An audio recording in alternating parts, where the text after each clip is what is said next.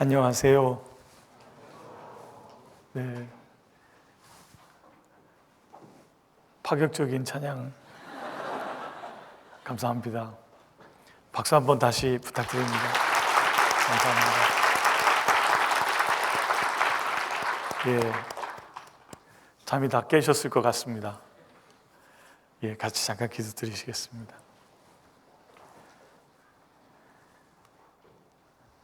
저희를 사랑하시는 거룩하신 하나님 아버지 감사합니다. 수도권 대학생 신입생 수련회를 갖게 해주셔서 우리 각 사람이 주님의 말씀 앞에서 자신을 일깨우고 주의 말씀으로 새롭게 되며 주님이 주시는 새로운 시간을 새로운 마음으로 시작할 수 있도록 은혜 주신 것 감사합니다. 이처럼 저희에게 시간을 주신 것은 저희를 향하신 주님의 선한 계획과 뜻이 있음을 알고 온전히 감사를 드립니다. 수련회가 마치는 그 시간까지 우리 형제 자매님들에게 각 사람에게 필요한 영혼의 양식으로 채워주시기를 간절히 바랍니다. 마치는 시간까지 오직 주 성령님의 도우심을 바랍니다. 저희를 사랑하셔서 십자가에 못 박혀 죽으시고 부활하신 구주 예수님 이름으로 기도드립니다. 아멘. 예, 고린도후서 8장입니다.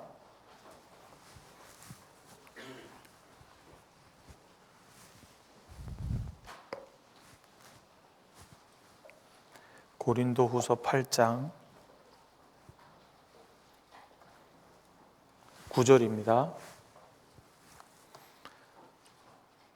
고린도후서 8장 9절. 네, 찾으셨으면 같이 읽어보겠습니다. 우리 주 예수 그리스도의 은혜를 너희가 알거니와 부요하신 자로서 너희를 위하여 가난하게 되심은 그의 가난함을 인하여 너희로 부요케 하려 하심이니라. 예. 어제 스스로 성결케 하여 내일을 기다리라는 말씀으로 새롭게 시작되는 대학 생활을 어떤 마음과 태도로 행해야 될지를 배웠습니다. 이 시간은 조금 전에 찬양에서도 같이 구호를 외쳤는데요. 저희가 오늘의 캠퍼스 복음화는 내일의 세계 복음화, 복음을 학교에 가서 친구들하고 지내면서 복음의 신을 신고 다니게 될 텐데요. 그 핵심인 예수님에 대해서 같이 생각해 보려고 말씀을 열었습니다. 여기 보면 우리 주 예수 그리스도의 은혜를 너희가 알거니와 부요하신 자로서, 예수 그리스도께서 부요하신 분이라고 되어 있습니다. 성경에 보면 아주 쉽게 돼 있어요. 그는 부자였다. 그런데 우리를 위해서 가난해지셔서 그 가난함을 인해서 우리로 부자가 되게 하려 하셨다라는 내용으로 되어 있습니다. 근데 이 내용을 언뜻 보면 이게 무슨 말인가 싶을 수도 있습니다. 성경 구절 중에 어떤 부분은 무슨 뜻인지 잘 알기 어려운 내용들도 있고, 신앙의 분량에 따라서 또 성장하면서 알아가는 말씀도 있습니다. 근데 지금 읽은 말씀은 그리스도인에게 무척 중요한 말씀입니다. 로마서에 보면 이런 구절도 나옵니다. 여기 화면에 보시면 성경에 이르되 누구든지 저를 믿는 자는 부끄러움을 당하지 아니하리라 하니 유대인이나 헬라인이나 차별이 없음이라. 한 분이신 주께서, 예수님입니다, 모든 사람의 주가 되사, 그 다음에 같이 읽어볼까요? 저를 부르는 모든 사람에게 부요하시도다. 여기도 또 이제 부요하시도다 또 나옵니다. 저를 부르는 모든 사람에게 풍성하시다, 부요하시다, 이렇게 되어 있습니다. 오죽하면 에베소서에는 이렇게도 표현이 되어 있습니다. 에베소서는 찾아보겠습니다. 여기 표에 넣으시고 에베소서 3장 7절 8절입니다.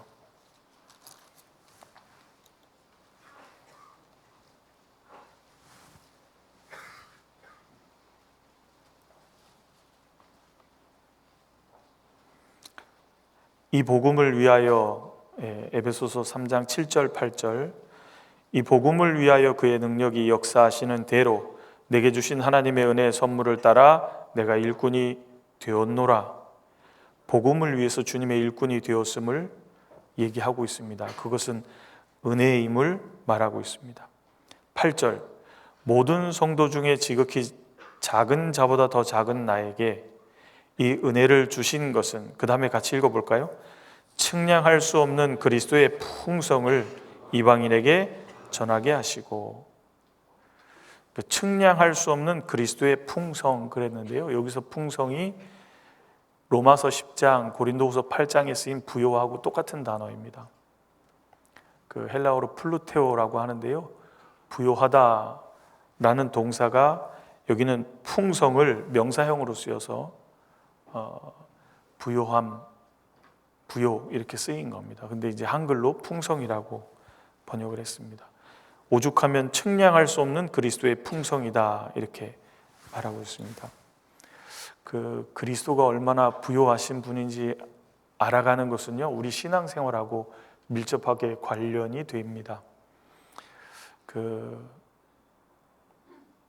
예수님이 어떤 분인지 알아가면 알아갈수록 그분의 은혜와 사랑 안에서 거하려고 할 뿐 아니라요, 그 주님을 가까이 하고 싶어 할 뿐 아니라 그분을 위해서 수고하는 것이 자랑스럽고 영광스럽게 됩니다. 알아가는 만큼 그런 겁니다. 그러니까 그리스도의 부요가 어떤 뜻인지 알아가는 만큼, 다른 말로 하면 예수님이 어떤 분인지 알아가는 만큼 그 사람의 신앙생활이 정진될 수밖에 없는 거예요. 어떤 분이 신앙생활하는데 힘있게 살지 못합니다. 어떻게 살아야 될지를 몰라서 그런 것보다는, 모를 수도 있지만 몰라서 그런 것보다는 그리스도에 대해서 몰라서 그러는 겁니다. 아는 만큼 더욱 신앙이 정진될 수밖에 없는 거예요. 그분이 나에게 주시고자 하는 그 부요가 무엇인지 아는 만큼 신앙생활이 좋아질 수밖에 없습니다. 그래서 오늘 그리스도의 부요라는 제목으로 같이 시간 될 때까지 생각해 보겠습니다. 여러분도 가정에서 이렇게 자라게 됩니다. 어릴 때도 부모님의 은혜와 사랑을 잘 알지만 나중에 결혼을 해서 자식을 낳아본 뒤에 자식을 키워가는 중에 부모님의 은혜와 사랑을 더욱 알아갈 수밖에 없습니다. 그것처럼 우리가 구원받을 때 주님의 은혜와 사랑을 깨닫게 되지만 구원받은 이후에 복음을 계속 전하면서 복음을 전하는 가운데 살아가면 주님의 은혜와 사랑이 예전과 같지 않고 더 커지고 풍성해지는 것을 느낄 수밖에 없습니다. 야, 이런 나 같은 사람을 위해서 주님이 이렇게까지 준비하셨을까? 주님이 이것까지 주시려고 하신 것일까? 그게 놀라울 수밖에 없는 거예요. 그러니까 신앙 주 안에서 거할 뿐 아니라 더 적극적으로 살아가게 만들고 주님을 위해서 수고하는 것이 자랑스럽고 영광스럽게 만드는 겁니다. 어쩔 수 없어서 하는 게 아닌 거예요. 그러니까 우리의 신앙생활과 밀접하게 연관되어 있다는 걸 잘 아실 수 있습니다. 그리스도 하면 여러분은 어떻게 생각하시는지 모르겠습니다. 예수님이 어떤 분이십니까? 마태복음 16장에 예수님이 제자들에게 물어보십니다. 사람들이 나를 누구라 하느냐? 세상 사람들이 뭐라고 하는지 몰라서 물어보신 게 아닙니다. 세상 사람들은 나름대로 예수님을 다 생각하는 거예요. 어떤 사람은 예레미야라 하더이다. 죽은 세례 요한이 다시 왔다고 세례 요한이라고 하더이다. 엘리야라고도 하고.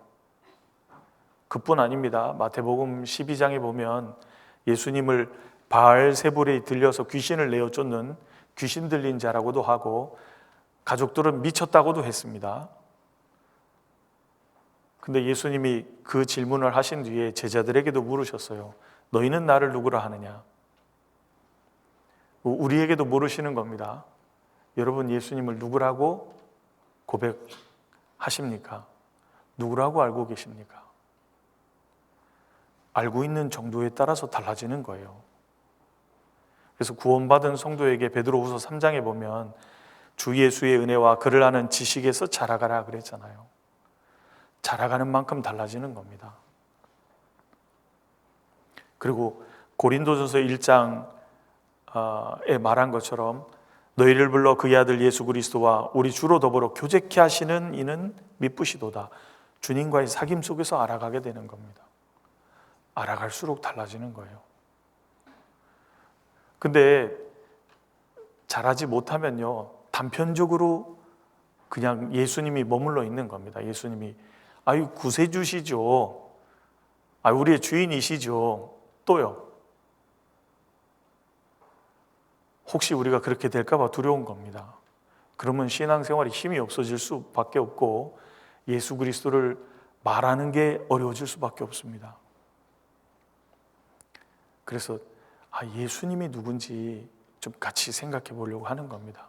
예수 그리스도의 부요가 무엇인지, 그분이 대체 어떤 분인지 같이 좀 이야기를 해보겠습니다. 예수님이 화면에 보시면 사람들이 인자를 누구라 하느냐 물으신 뒤에 사람들이 나름대로 다 판단하고 있죠. 그런데 예수님이 제자들에게도 물으시는 거예요. 너희는 나를 누구라 하느냐? 여러분도 이 질문에 답을 하셔야 하는 겁니다. 여러분, 예수님을 누구라고 생각하십니까? 기독교 하면 그리스도교라고 하지 않습니까? 그리스도교. 기독교에서 제일 중요한 게 뭘까요? 천국 가는 거 이렇게 얘기할 수 있습니다. 그런데 이 세상의 모든 종교는 죄에 대해서도 말하고요, 내세에 대해서도 말하고요, 심판에 대해서도 말합니다.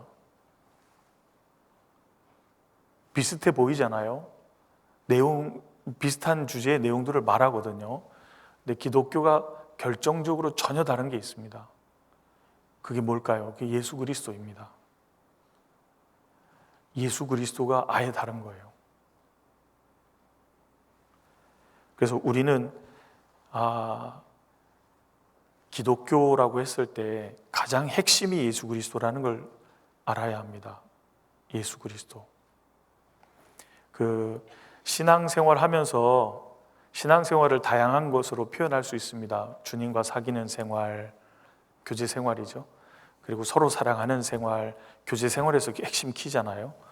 그런데 신앙생활의 제일 중요한 부분 중에 하나가 예수님을 알아가는 삶인 거예요.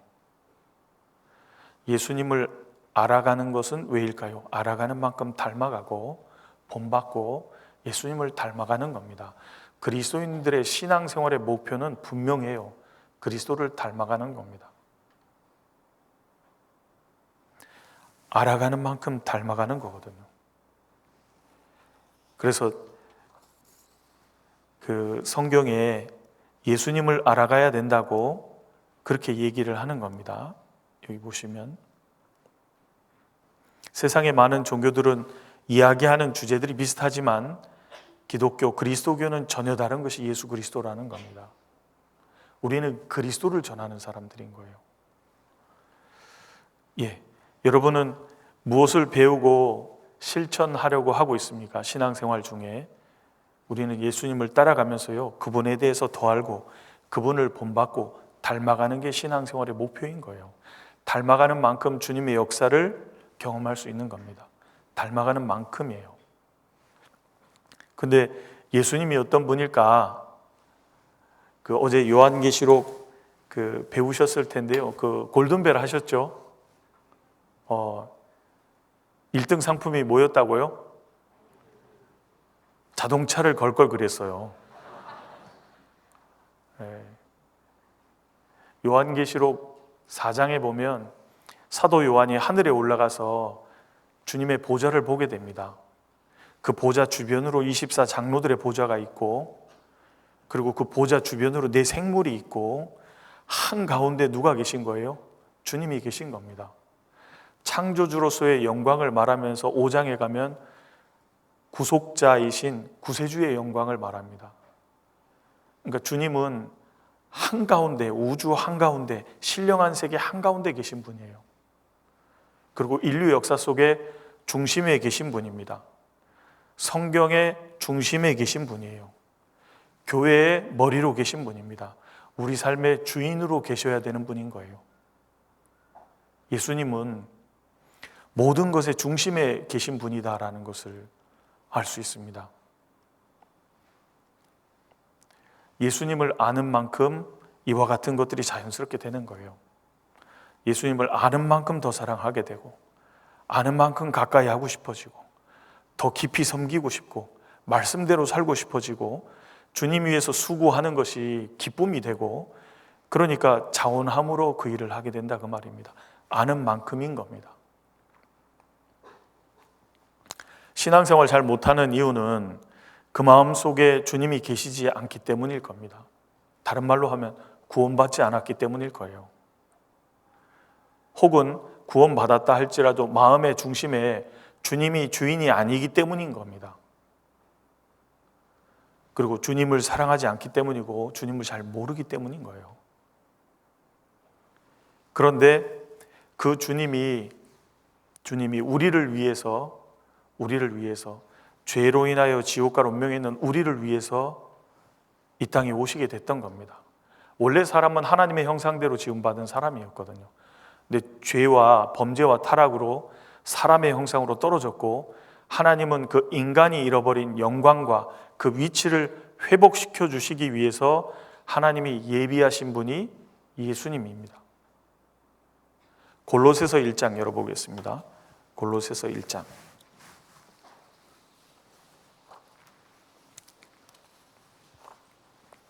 골로새서 1장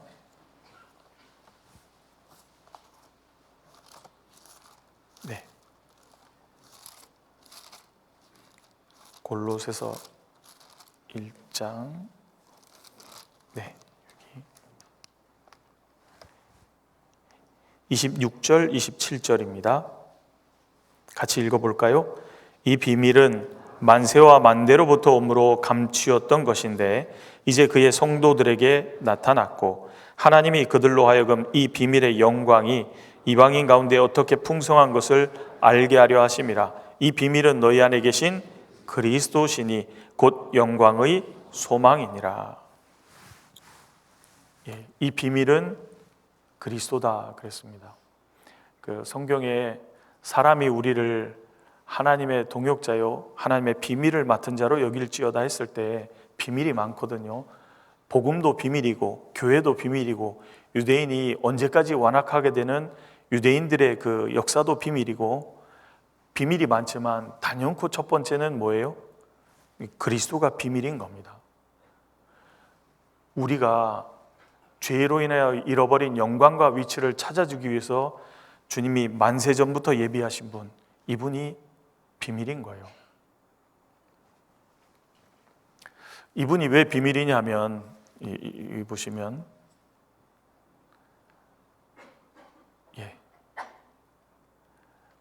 마태복음에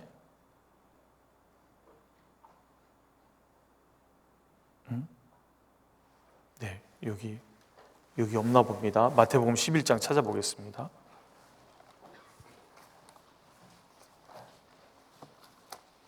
마태복음 11장 27절.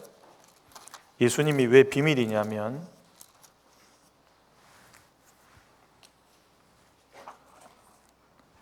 (27절) 같이 읽어볼까요? 내 아버지께서 모든 것을 내게 주셨으니 아버지 외에는 아들을 아는 자가 없고 아들과 또 아들의 소원대로 계시를 받는 자 외에는 아버지를 아는 자가 없느니라. 내 아버지께서 모든 것을 누구에게 주셨어요? 누구에게 주셨습니까? 예수님에게 주셨습니다. 모든 것을 예수님에게 주시고 그리고 예수님을 보내신 거예요. 왜요? 우리가 잃어버린 것들을 예수 그리스도 안에서 다 찾아주기 위해서입니다. 그래서 예수님이 이게 설명을 어떻게 될지 모르겠는데 여러분 이 세상에도 곤충 하나를 평생 연구해가지고 세상 사람들에게 칭찬받고 영광을 얻는 경우도 있지 않습니까? 우주에 있는 별을 하나 연구해가지고 사람들에게 영광을 얻고 칭찬받는 사람도 있습니다. 하나님이 만드신 피조물 중에 하나를 연구해가지고 세상에서 권위를 얻고 칭찬을 받는 거예요. 그런데 그게 아니라 이 세상이 그로부터 말미암았고 그를 위해서 지으심을 받은 세상인데 그분에 대해서 연구하려고 하는 것은 무엇보다도 필요한 거잖아요.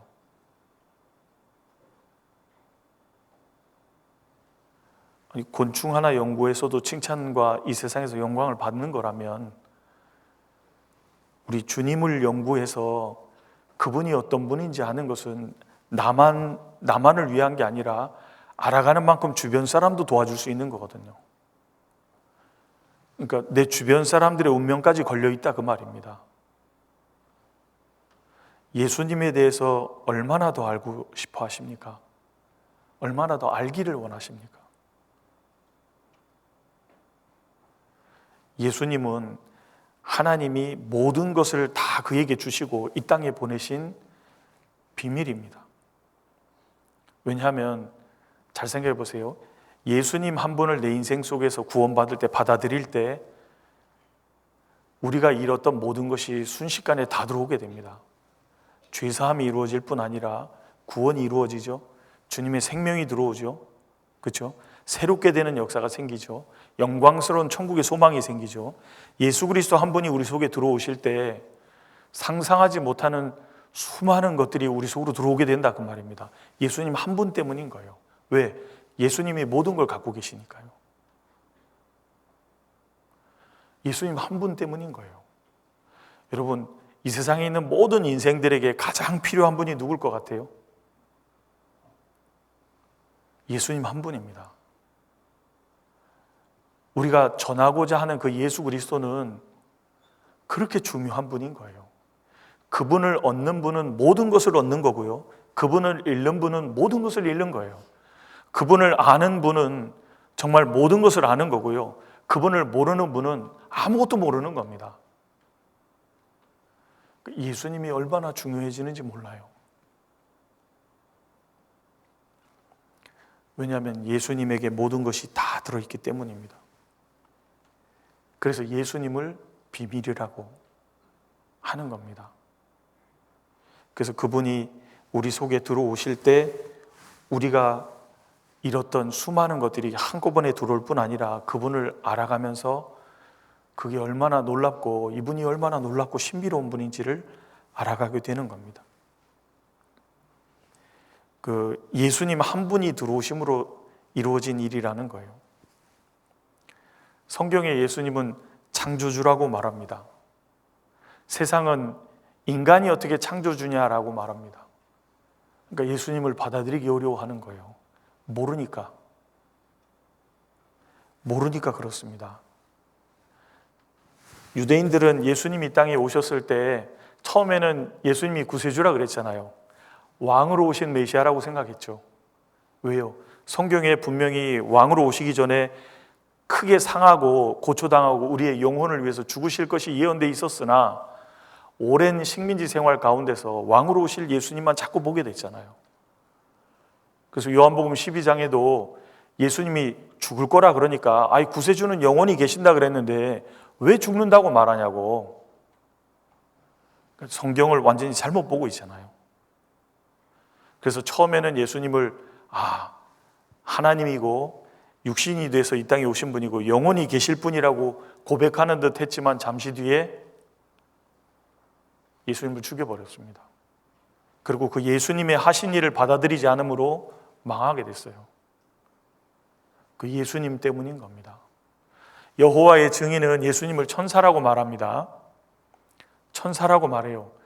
어떻게 사람이 신이 될 수 있겠느냐? 예수님은 천사라고 말합니다. 그러면 스가랴서 말씀을 전혀 모르는 거예요. 스가랴서 찾아보겠습니다.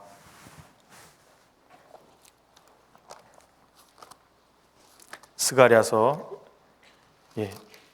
14장입니다.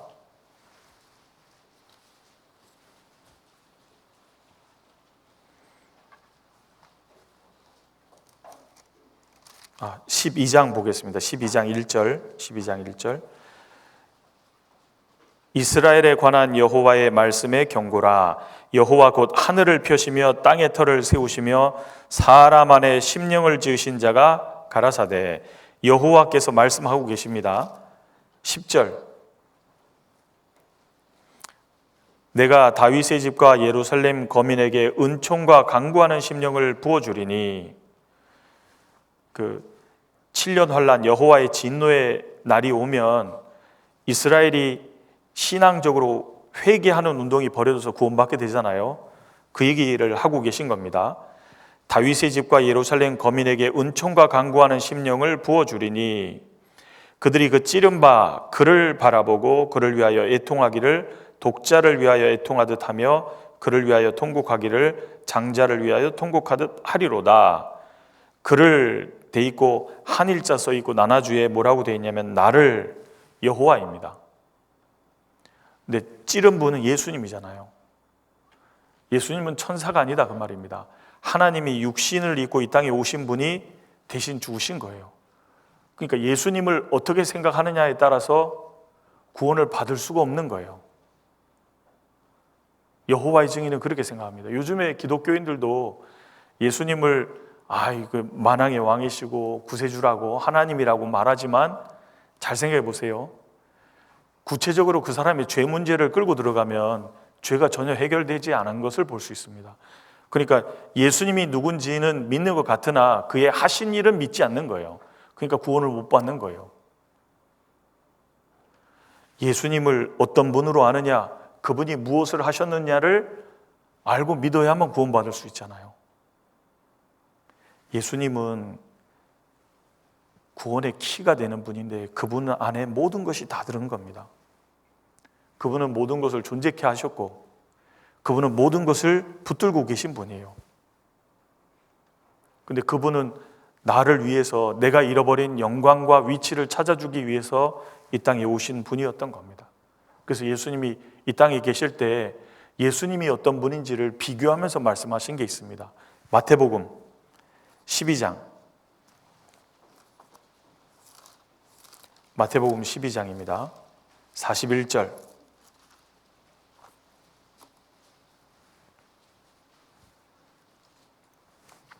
12장 41절. 네, 같이 읽어볼까요? 심판때 느느웨 사람들이 일어나 이 세대 사람을 정죄하리니 이는 그들이 요나의 전도를 듣고 회개하였음이오니와 요나보다 더 큰 이가 여기 있으며. 요나서에 보면 니느웨 사람들이 하룻길 전한 회개를 선포한 요나의 회개의 메시지를 듣고 돌이켜서 멸망을 피하게 됩니다. 그 얘기를 하고 계십니다. 심판 때 니느웨 사람들이 일어나 이 세대 사람을 정죄할 거다. 왜? 요나 같은 선지자의 말을 듣고도 돌이켰는데 그보다 훨씬 크신 예수님의 말을 듣고 돌이키지 않는 너희는 정죄받을 거다. 그 말입니다. 요나보다 더 큰이라고 예수님을 소개하고 있습니다. 요나는 선지자입니다. 여러분, 구약에 나온 모든 선지자는 예수님의 모형인 거예요. 그 모든 선지자들보다 훨씬 위대하시고 뛰어나신 분, 예수님이라고 소개하고 있습니다. 42절도 보시면 심판 때 남방 여왕이 일어나 이 세대 사람을 정죄하리니 이는 그가 솔로몬의 지혜로운 말을 들으려고 땅끝에서 왔음이오니와. 같이 읽겠습니다. 솔로몬보다 더 큰 이가. 예수님은, 솔로몬은 이스라엘 역사 속에 통일왕국의 가장 유명한 왕입니다. 그 왕과 비교되지 않을 만큼 더 크신 분이다. 누가? 예수님을 얘기하고 있습니다. 아니, 솔로몬도 보려고 그 먼 수천 킬로미터 떨어진 데서 찾으러 와서 진리를 만났다면 예수님이라면 아무리 멀어도 와서 얼마든지 그분이 주는 은혜와 축복을 받을 수 있는데 안 나온다 그 말입니다. 그러면서 솔로몬보다 더 큰 이가 여기 있느니라. 예수님은 비교가 안 되는 분이다 그 말입니다. 그래서 히브리서에 보면 1장에 예수님이 천사보다 얼마나 뛰어나신 분인지를 얘기하잖아요. 천사와 비교될 수 없다. 그 3장에 가서 제사장인 아론과 비교할 수 없다. 여호수아와 비교할 수 없다.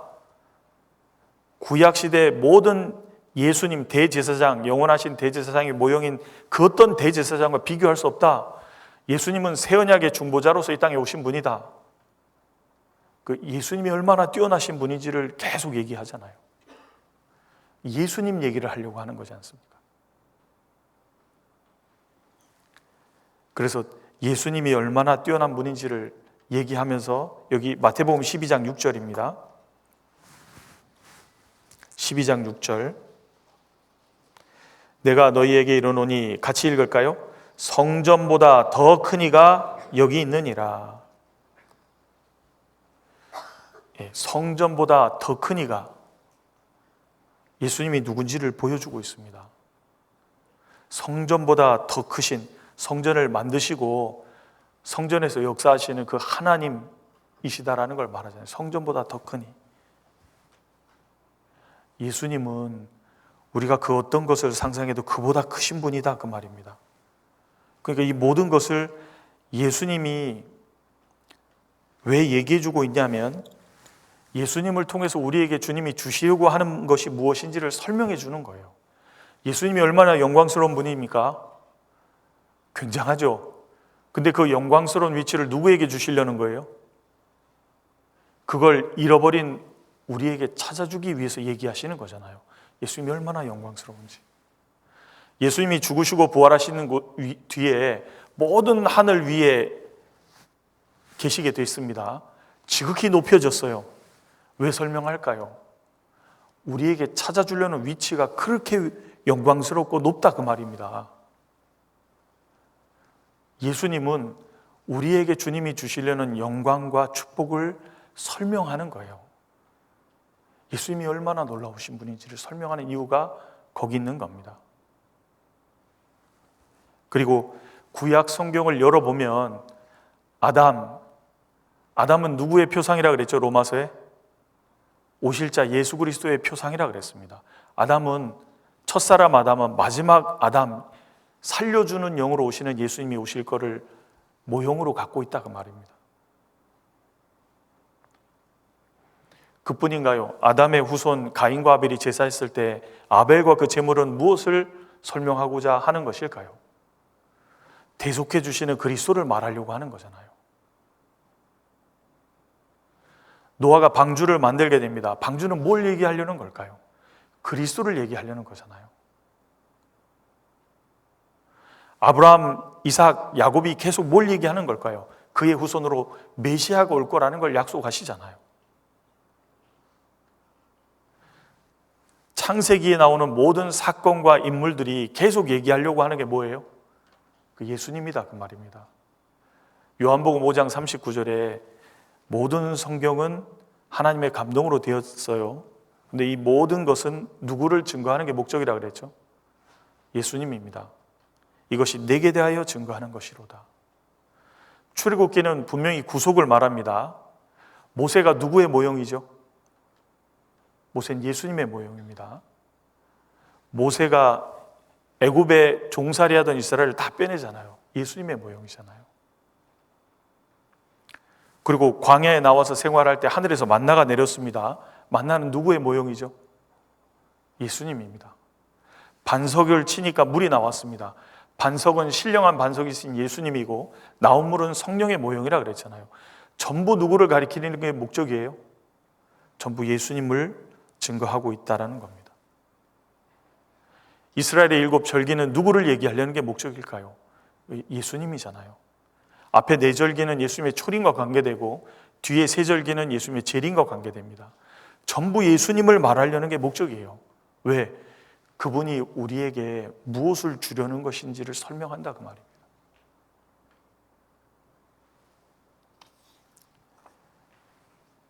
그래서 구약 성경에 기록된 모든 것은 예수 그리스도를 증거한다라는 것을 알 수 있다는 겁니다. 누가복음 24장 열어보겠습니다.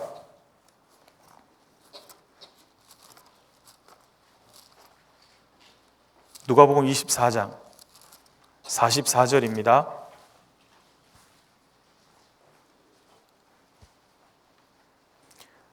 24장 44절 44절 45절 같이 읽어보겠습니다. 또 이르시되 내가 너희와 함께 있을 때에 너희에게 말한 바 곧 모세의 율법과 선지자의 글과 시편의 나를 가리켜 기록된 모든 것이 이루어져야 하리라 한 말이 이것이니라 하시고, 이에 저희 마음을 열어 성경을 깨닫게 하시고. 여기 보면 모세의 율법과, 모세오경이죠, 선지자들의 글과, 구약 성경에 들어있는 말씀입니다. 시편의 나를 가리켜 기록된 모든 것이 구약 성경 전체입니다. 이루어져야 하리라 한 말이 이것이라. 구약 성경 전부는 예수님을 증거하고 있다 그 말입니다. 예수님은 진짜 놀라우신 분이라는 거예요. 그분 안에 모든 게 들어있다는 겁니다. 그래서 모든 것의 열쇠는, 모든 문제를 풀 수 있는 열쇠가 예수 그리스도라는 겁니다. 여러분 생각해 보십시오. 누가 인생의 불행을 정말 해결해 줄 수 있을까요? 누가 우리 죽음의 문제를 해결해 줄 수 있을까요? 누가 우리의 죄 문제를 해결해 줄 수 있을까요? 우리에게 새 생명을 주실 수 있는 분이 누구일까요? 삶 속에 어려운 문제가 닥칠 때 환경적으로는 바뀌지 않아도 마음의 평안을 주고 그 문제를 뚫고 나갈 수 있도록 도와주실 수 있는 분이 누구일까요? 예수 그리스도입니다. 그러니까 기독교는 예수 그리스도로 정리가 되는 거예요. 예수님이 얼마나 놀라운 분인지 몇 가지를 좀 생각해 보겠습니다.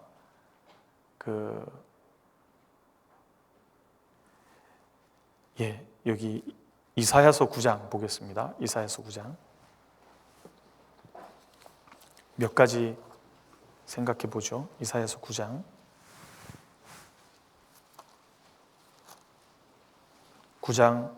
6절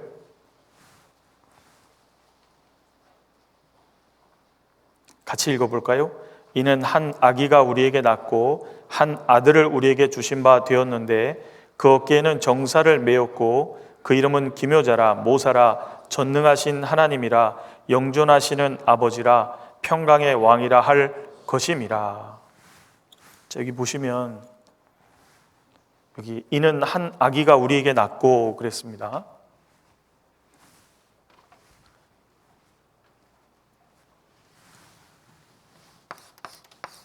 이사야서 9장 6절을 보면 분명히 한 아기가 우리에게 낳고 사람으로 오시는데 그분은 전능하신 하나님이라 사람인데 하나님이신 거예요. 그리고 그분은 분명히 여호와의 종이라고 표현이 되어 있는데 그분은 만왕의 왕이신 겁니다.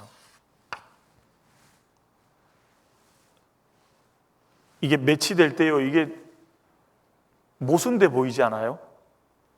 말이 안 돼 보이는데 맞잖아요. 그분은 그뿐 아니고요, 그분은 영원하신 대제사장, 우리의 중보자 되시는 대제사장이신데, 영원하신 제사장인데 그분은 제물이기도 하십니다. 그분은 우리의 여호와는 나의 목자시니 목자이신데 그분은 양이기도 하셔요. 하나님의 어린 양이잖아요.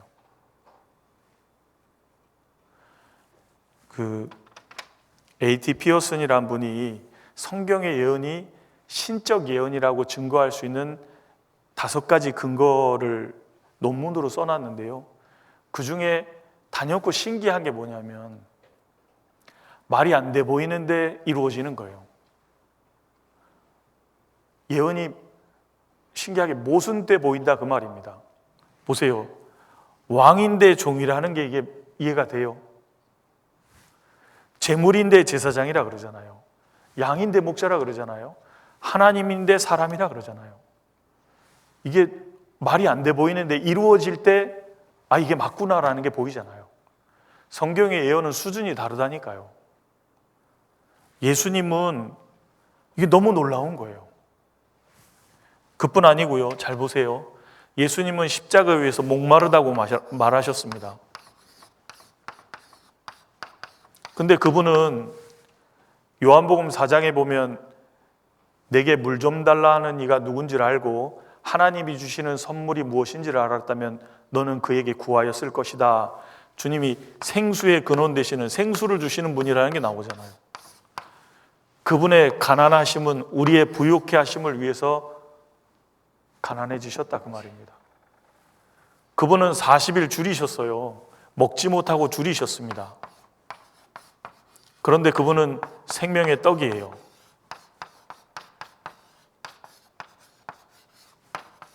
왜 줄이셨냐면 우리를 부욕해 하기 위해서 줄이셨다 그 말입니다. 예수님은 너무 기가 막힌 거예요. 너무 놀랍잖아요. 그래서 예수님을 가리켜서 Godman이라고 하잖아요. 그분은 만왕의 왕이 분명한데 여호와의 종으로 이 땅에 오시고, 그분은 영원하신 대제사장인데 자신이 제물이 되셨고, 그분은 우리의 목자 되시는데 주님의 양이 되셨어요. 그분이 목마른 이유는 우리를 부욕해 하기 위해서고, 그분이 줄이신 것도 우리를 부욕해 하기 위해서다 그 말입니다. 그분이 가난하게 되심은 우리를 부욕해 하기 위해서였다라는 겁니다. 그리스도 안에서 부자가 되도록 하는 거예요. 영원히 후회하지 않는, 영원히 부유한 부자가 되게 하기 위해서 주님이 줄이셨다는 겁니다. 그러니까 예수님은 여러 가지 측면을 생각할 때 너무 기가 막히게 놀라운 거예요. 그래서 예수님이 어떤 분인지 모순 때 보이는 예언인데 분명히 이루어졌음을 우리가 알 수 있습니다. 이것뿐 아니고요. 예수님의 탄생을 생각해 보신 적 있습니까? 예수님의 탄생. 예수님의 탄생은 잘 보십시오. 어떤 사람이 이 땅에 올 것이 4,000년 전에 예언이 돼 있다가 4,000년 후에 오냐 그 말입니다. 성경에 예수님에 대해서 예언한 많은 선지자들과 성경의 기자들이 있습니다. 그분들이 왜 수고하고 증거했냐면 이분이 올 것을 계속 얘기한 거잖아요. 여러분, 이 세상에 누가 4,000년 전에 올 것이 예언되어 있는 사람이 있나요? 있으면 말씀해 보십시오. 그런 분은 없는 거예요. 전 세계에 아예 있을 수가 없는 거예요. 근데 예수님은 아담에게 하나님이 약속하신 뒤에 계속 오실 거라는 약속이 점증되어 가다가 4,000년 뒤에 이 땅에 태어나시잖아요.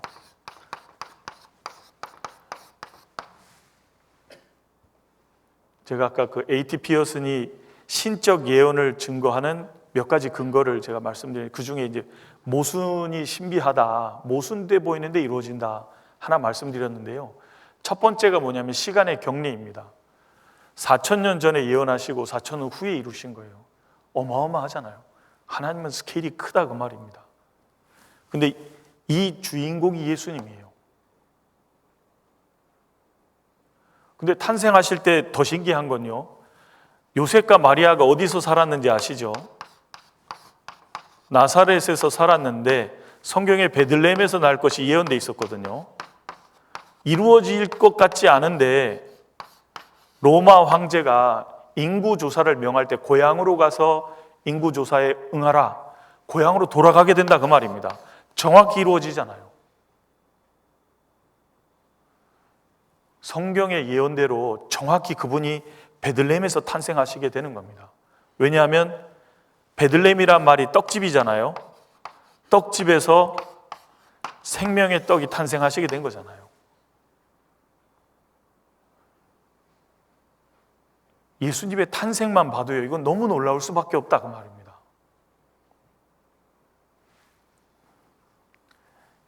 예수님의 탄생도 놀랍고 예수님의 생애는 말할 것도 없고, 예수님의 죽으심을 봤을 때, 죽으심을 생각했을 때 예수님만큼 의로운 사람이 어디 있습니까?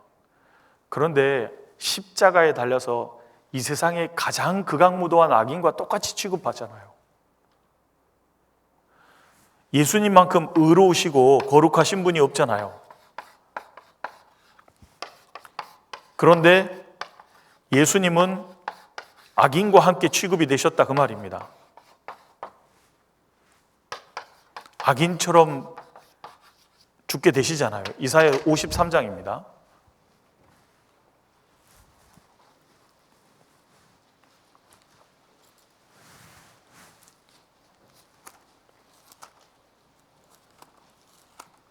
(53장)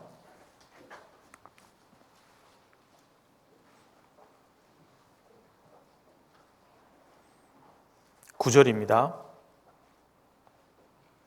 같이 읽을까요? 그는 강포를 행치 아니하였고 그 입에 괴사가 없었으나 그 무덤이 악인과 함께 되었으며 그 묘실이 부자와 함께 되었도다. 그는 강포를 행치 않았습니다. 그 입에 괴사도 없었습니다. 그는 우리의 죄를 없이하러 온 바를 너희가 안 하니 그에게는 죄가 없느니라. 주님은 죄가 없으셨다는 거예요. 그런데 그 무덤이 악인과 함께 되었다. 악인처럼 취급받고 죽게 되잖아요. 그런데 그 다음에 보세요. 그 묘실이 부자와 함께 되었도다. 그러니까 이것도 모순되잖아요. 악인처럼 죽임을 당했는데 무덤은 부자의 무덤에 묻히게 된다. 이것도 모순되잖아요. 근데 이루어질 때 이게 하나님이 말씀하신 예언이 정확히 맞구나. 모순된데 이루어졌다 그 말입니다. 예수님이 죽으시기 700년 전 예언입니다. 그분은 삶 자체가 죽음까지도 너무 놀랍다 그 말입니다. 그래서 예수님의 죽으심을 통해서도 이분이 얼마나 놀라운 분인지를 엿보게 된다 그거예요. 생애는 어떨까요? 생애는요 말할 것도 없어요. 예수님은 너무 놀라운 능력을 많이 행하셨어요. 대표적으로 죽은 사람을 3번이나 살리잖아요. 죽은 지 나흘 된 나사로를 살려내잖아요. 예수님이 부활이라는 걸 보여주잖아요. 그리고 생명이신 분이라는 걸 보여주잖아요. 우리에게 생명을 주실 수 있는 분이 누구라고요? 예수님이라고요. 우리를 능력으로 부활시키실 수 있는 분이 누구라고요? 예수님이라고요. 예수님이 어떤 분인지를 보여준다 그 말입니다. 그리고 그분의 부활도 놀랍잖아요. 부활할 수 있는 사람은 없거든요. 사람은 다 죄 때문에 죽는 거니까 죄 있는 사람은 전부 부활할 수가 없어요. 부활하실 수 있는 분은 오직 한 분, 죄가 없으신 밖에 없습니다. 왜냐하면 죄가 없으면 사망이 주장할 수 없기 때문에 사망이 묶어놓을 수 없었다고 돼 있는 거잖아요. 그 예수님은 그의 탄생부터 생애 그리고 죽으심, 부활까지 모든 것이 다 놀랍다 그 말입니다. 근데 그런 예수님을 주님이 왜 우리에게 허락하신 것일까요? 왜 허락하신 걸까요?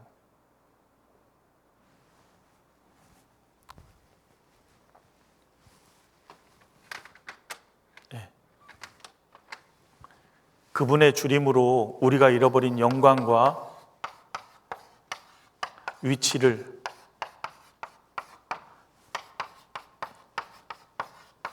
찾아주시기 위해서 하나님이 예비하신 분입니다. 누구를 위해서 예비한 거죠? 누구죠? 누구를 위해서 예비한 거예요? 이렇게 놀라운 분을 하나님이 누구를 위해서 준비하신 걸까요? 이게 우리를 위해서 주님이 준비하신 선물입니다. 이게 비밀인 예수 그리스도예요. 우리를 위해서 준비하신 선물이에요. 우리의 죄로 인해서 하나님께 갈 수 없고 잃어버린 영광과 위치를 찾아주기 위해서 하나님이 아담이 범죄하고 타락했을 때 약속하시고 계속 약속을 반복해 오시고 구체화시키시다가 우리를 위해서 이 땅에 오시게 된 분 예수님입니다. 인생에 가장 필요한 분이 누굴 것 같아요? 예수님입니다. 우리가 전하는 예수님은 알면 좋은 분이 아니에요. 인생에게 반드시 필요한 분인 거예요. 이분 외에는 없어요, 답이. 예수님을 얻는 분은 다 얻는 거예요. 이분을 얻는 분은 다 얻는 겁니다. 하나님 나라의 영광을 얻게 되죠. 위치를 회복하게 되죠. 잃었던 생명을 얻게 되죠. 하나님의 자녀가 되게 되죠. 그리고 주님의 인도를 받게 되죠. 모든 것이 예수 그리스도 안에서 주어지는 거예요. 예수 그리스도 없는 사람은 아무것도 없는 사람인 겁니다. 우리는 일상 속에 살면서 예수님에 대해서 이렇게 생각해 보셨는지 모르겠어요. 예수님은 우리에게 얼마나 큰 부요를 주시는 분인지 몰라요. 이런 예수님을 얘기하는 것은요, 하면 좋고 안 하면 뭐 어쩔 수 없다가 아닙니다. 안 하는 게 죄인 거예요. 안 하는 게 죄가 되는 겁니다. 여러분, 누군가 난간에서, 높은 난간에서 뛰어내리려고 할 때 그걸 우리가 봤다면 어떻게 됩니까? 말려야 되잖아요. 안 말리는 사람이 악한 사람인 겁니다.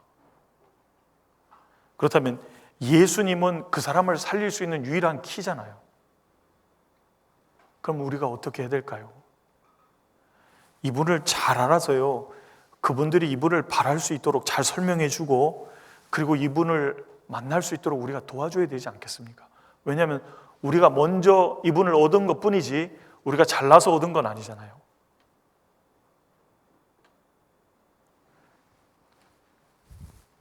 요한일서입니다. 요한일서 5장.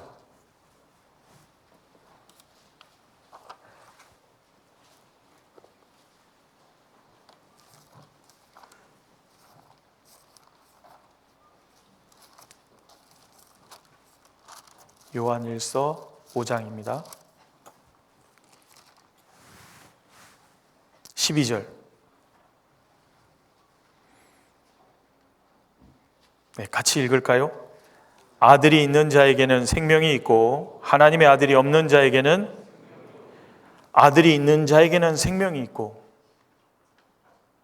아들이 없는 자에게는 생명이 없습니다.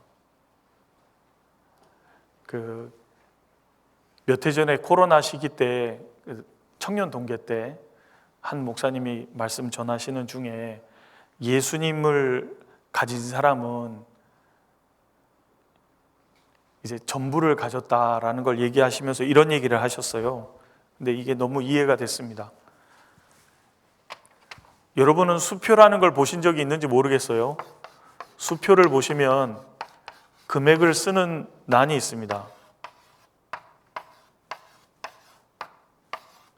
공을 많이 그릴수록 더 큰 돈이 되어 가겠죠. 근데 이 앞에 일자가 없으면 아무것도 아닌 겁니다. 인생에게 반드시 필요한 이 일은 예수 그리스도입니다. 예수 그리스도가 없으면 아무것도 아닌 거예요. 떵떵거리고 사는 것 같죠? 아무것도 아닌 겁니다. 죽으면 처참해지는 거예요. 그런데 예수 그리스도가 있는 사람은 삶의 환경이 어땠든 그 사람은 모든 것을 얻은 사람입니다. 죽는 날 다른 걸 보게 되는 거예요.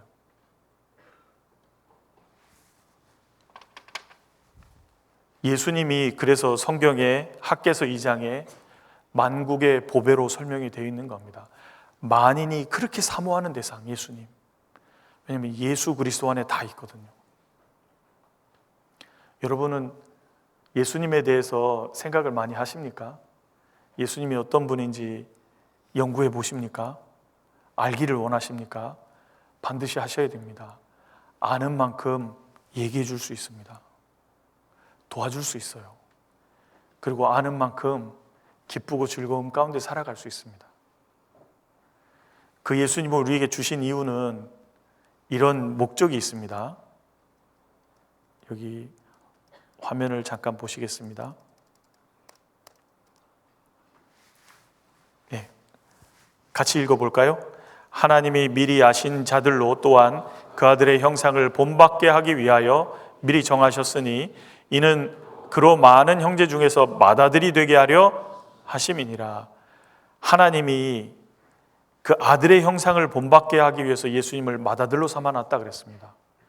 그러니까 그 예수님의 동생들이 우리잖아요. 요한복음에 나의 아버지 곧 너의 아버지, 형제가 됐잖아요. 예수님이 우리를 누구라고 하냐면 동생들이라고 하는 거예요. 형제라고 한단 말입니다. 나 같은 사람을 아우라고 불러준다고요. 아우라고 부르기 위해서 사람의 몸을 이끌고 이 땅에 실제로 오신 거예요. 히브리서 2장입니다.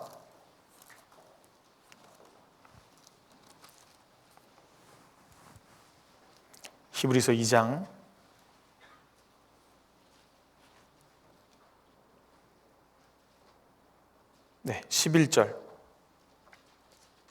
11절 12절입니다.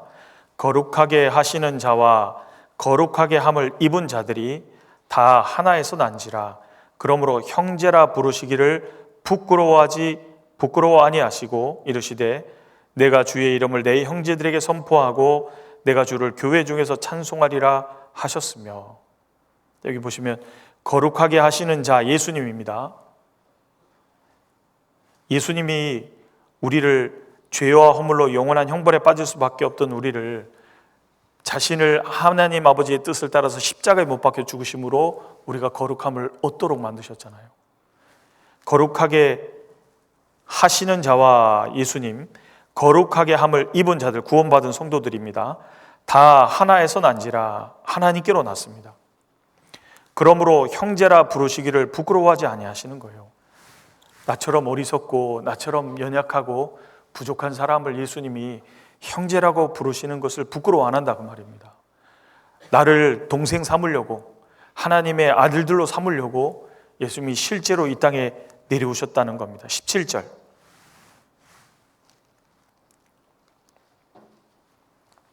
그러므로 저가 범사의 형제들과 같이 되심이 마땅하도다.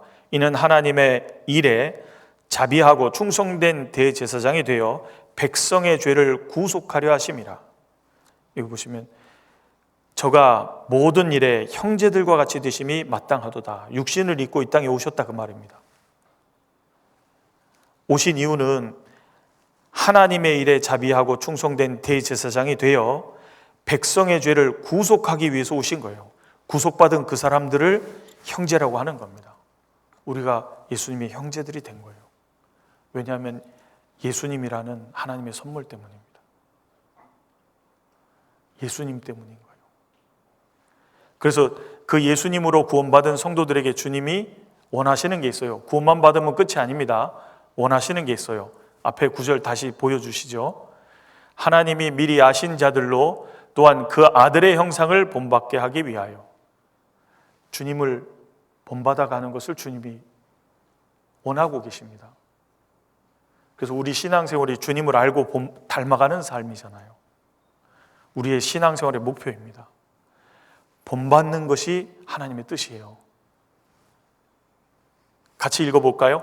율법 아래 있는 자들을 속량하시고 우리로 아들의 명분을 얻게 하려 하심이라. 너희가 아들인 고로 하나님이 그 아들의 영을 우리 마음 가운데 보내사 아바 아버지라 부르게 하셨느니라. 예수님이 이 땅에 오신 것은 율법 아래에 있는 자들을 속량하시고 구원하시는 겁니다. 우리로 아들의 명분을 얻게 하려고 오신 겁니다. 그래서 예수님의 십자가의 피로 우리가 구원받고 아들이 되잖아요. 너희가 아들인 거로, 갈라디아 교회 성도들입니다. 하나님이 그 아들의 영을, 성령이죠, 예수 그리스도의 영입니다, 우리 마음 가운데 보내사 아바 아버지라 부르게 하셨느니라. 아바 아버지라고 부르게 됐으면 끝이냐? 아니다 그 말입니다. 닮아가야 된다는 거예요. 같이 읽겠습니다. 나의 자녀들아 너희 속에 그리스도의 형상이 이루기까지 다시 너희를 위하여. 여기 보시면 나의 자녀들아, 애정어린 표현입니다. 너희 속에 그리스도의 형상이 이루기까지. 다시. 왜 다시냐 하면 갈라디아 교회 성도들이 구원받을 수 있도록 수고를 했던 겁니다. 이제 구원을 받았잖아요. 그러면 수고가 끝이는 게 아니라 다시 하는 거예요. 왜? 그리스도의 형상이 그들 가운데 이루어질 수 있도록 하기 위해서 해산하는 수고를 한다 그 말입니다. 그러니까 그리스도의 형상이 우리 가운데 이루어질 수 있도록 주님을 알고 본받아가는 삶이 우리에게 필요하다 그 말이에요. 그래서 어디까지 자라가는 것을 성경이 말하냐면 우리가 다 하나님의 아들을 믿는 것과 아는 일에 하나가 되어 믿는 것과 아는 것에 더욱 하나 되어야 됩니다. 온전한 사람을 이루어 그리스도의 장성한 분량이 충만한 데까지 이르리니 그리스도를 닮기까지 해요. 장성한 분량이 충만한 데까지, 그리스도를 닮기까지. 닮아가다가 주님이 공중에 재림하시는 날 주님 모습으로 실제로 바뀌잖아요. 여기 보셔요. 예수님이 이 땅에 계실 때 말씀하신 건데요, 예수님도 제자들에게 말씀하신 겁니다. 하늘에 계신 너희 아버지의 온전하심과 같이 너희도 온전하라. 아버지를 닮아야 된다 그 말이죠. 내가 거룩하니까 너희도 거룩할지어다. 그래서 어제 스스로 성결케 하여 내일을 기다리라 할 때 첫 번째가 열정이었고 두 번째가 성결이었잖아요. 깨끗한 가운데 준비돼야죠. 왜냐하면 주님이 구별돼서 계신 분이기 때문에 우리도 구별된 삶을 살 것을 말씀하셨다 그 말입니다. 그리고 저 안에 거한다 하는 자는 예수님이 행하시는 대로 자기도 행할지니라. 닮아가야 되는 겁니다. 그래서 닮아갈 수 있도록 하기 위해서 신의 성품에 참여할 수 있도록 주신 것이 있는 거예요. 같이 읽겠습니다. 이로써 그 보배롭고 지극히 큰 약속을 우리에게 주사 이 약속으로 말미암아 너희로 정욕을 인하여 세상에서 썩어질 것을 피하여 신의 성품에 참여하는 자가 되게 하려 하셨으니 보배롭고 지극히 큰 약속을 우리에게 주사. 이 약속이 천국 소망도 되지만 약속의 성령을 우리에게 주시는 겁니다. 새로운 생명이 들어가고 새로운 성품이 들어가니까 그로 인해서 너희로 정욕을 인해서 세상에서 썩어질 것을 피하여 신의 성품에 참여하는 자가 되게 하려 하셨다. 주시고 살아갈 수 있도록 하시는 겁니다. 주셨기 때문입니다. 그래서 신의 성품에 참여하는 자가 되게 되잖아요. 그래서 여기 보면 구원받은 성도들은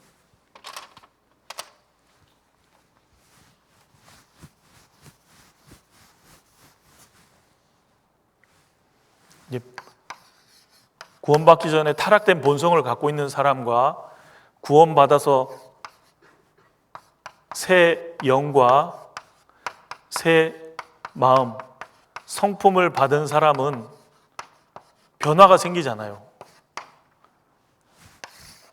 본성만 가지고 사는 사람은 여기가 돼지라면 구원받은 성도는 양이 되고, 여기가 팔이라면 구원받은 성도는 벌이 되는 거잖아요. 추구하는 방향이 달라지게 되지 않습니까? 왜냐하면 새로운 성품이 들어왔기 때문이다 그 말입니다. 그러니까 더러운 곳에 빠질 수는 있지만 뛰어나가게 되고 추구하는 쪽이 바뀌게 되잖아요. 파리는 썩은 냄새 나는 쪽으로 날아가지만 벌은 안 날아가거든요. 꽃향기가 나는 곳으로, 꿀이 있는 곳으로 날아가게 되잖아요. 그래서 주님이 왜 구원을 그렇게 강조하시냐면 새로운 성품이 들어가서 천국을 향해서 나그네로 살아갈 수 있도록 만드는 것이 구원이고, 구원받은 사람이 그렇게 할 수 있으니까 구원이 강조되는 겁니다. 근데 구원, 예수 그리스도가 우리 속에 들어오실 때 이런 것들을 다 얻게 되잖아요. 그래서 보시면 신의 성품에 참여하는 자가 되어서 주님을 점점 닮아가는 것을 주님이 원하고 계시다 그 말입니다. 그러다가 주님 오시는 날 우리가 그와 같이 되는 것으로 성경이 말하는 거예요. 같이 읽겠습니다. 사랑하는 자들아, 우리가 지금은 하나님의 자녀라. 장래에 어떻게 될 것은 아직 나타나지 아니하였으나 그가 나타나심이 되면 우리가 그와 같을 줄을 아는 것은 그의 계신 그대로 볼 것을 인함이니, 그가 나타나심이 되면 공중에 재림하실 때 우리가 그와 같다라고 표현했었는데요, 여기 보면 그와 똑같아지는 걸 말하는 겁니다. 비슷해지는 걸 말하는 게 아니라 주님과 같아지는 걸 말하는 거예요. 나타나의 주님이 되면 우리가 그와 같을 줄을 아는 것은 주님처럼 신령하고 영광스러운 몸을 입게 된다, 그 말입니다. 닮아가다가 그렇게 되는 거예요. 같이 읽어보겠습니다. 그가 만물을 자기에게 복종케 하실 수 있는 자의 역사로 우리의 낮은 몸을 자기 영광의 몸의 형체와 같이, 우리 낮은 몸을 자기 영광의 몸의 형체와 같이 변화시킨다는 겁니다. 이때까지 주님을 닮아가는 것이 신앙생활인 거예요. 주님에 대해서 알아가는 게 필요합니다. 주님이 얼마나 놀라운 분인지, 그분이 누구를 위해서 준비됐는지 알아가는 만큼요, 그 대학생활 이제 해보십시오. 자기가 생각보다 더 나쁜 사람이라는 걸 알아갈 겁니다. 자기가 생각보다 더 치사하고 졸렬함을 알아갈 겁니다. 인생을 살아보면 자신의 연약을 보게 되는 거예요. 그러면서 알게 되는 것이 있으실 겁니다. 뭘까요? 내 삶에 진짜 그리스도만이 필요하구나. 내 삶은 그가 필요했구나. 주님은 그분을 준비하셨던 거구나. 예수님에 대해서 더 절실하게 알아갈 겁니다. 그래서 받은 구원도 커져가고 주님이 나를 위해서 준비하신 것들이 점점 커져가실 겁니다. 그 은혜 속에 살아가시다 보면 나는 이 주 안에서 계속 살아야 되겠다. 주님 위해서 살아야 되겠다. 조금이라도 은혜를 보답하는 양 살고 싶다라는 마음을 갖게 되실 겁니다. 알아가실 때 되는 거예요. 대학 생활 속에서 주님을 더욱 알아가실 수 있었으면 좋겠습니다. 그리고 주님을 위해서 더욱 헌신할 수 있는 기회가 될 수 있으면 좋겠습니다. 예수님을 더 많은 사람에게 소개할 수 있는 귀한 기회가 되면 좋겠습니다. 여러분의 대학 생활이 그와 같은 것들이 이루어질 수 있으면 좋겠습니다. 그래서 그 예수님이 얼마나 놀라운 분인지, 누구를 위해서 준비된 것인지, 그 놀라운 분이 나 같은 사람을 위해서 준비됐다는 거예요. 저는 그 생각을 했을 때 너무 감사했습니다. 내가 뭐라고 나를 위해서 준비하신 분이 이처럼 놀라운 분이라는 걸 알게 된 거예요. 더 알아갔으면 좋겠습니다. 그래서 첫 번째, 주님을 더 알아가는 대학생활, 두 번째, 닮아가는 대학생활, 세 번째, 그 주님을 소개하는 대학생활이 될 수 있었으면 좋겠습니다. 그렇게 되면 말로만 믿는다는 거듭나지 못한 사람하고 거기서 달라지는 게 보일 겁니다. 그래서 이제 대학 생활을 시작하셨는데요, 만나는 분들에게 이 귀한 분을 소개하는 귀한 시간들이 됐으면 좋겠습니다. 여기까지 말씀드리겠습니다. 같이 기도하겠습니다. 저희를 사랑하시는 거룩하신 아버지 하나님, 참으로 감사합니다. 죄로 인하여 멸망받아 마땅한 저희를 위해서 하나님께서 6,000년 전에 사람에게 약속해 주시고 약속하신 뒤에 4,000년 후에 이 땅에 오셔서 십자가에 못 박혀 죽으시고 부활하신 예수님, 진정 감사합니다. 이처럼 놀라운 분이 나를 위해서 준비된 하나님의 선물이라는 것을 조금씩 알아갑니다.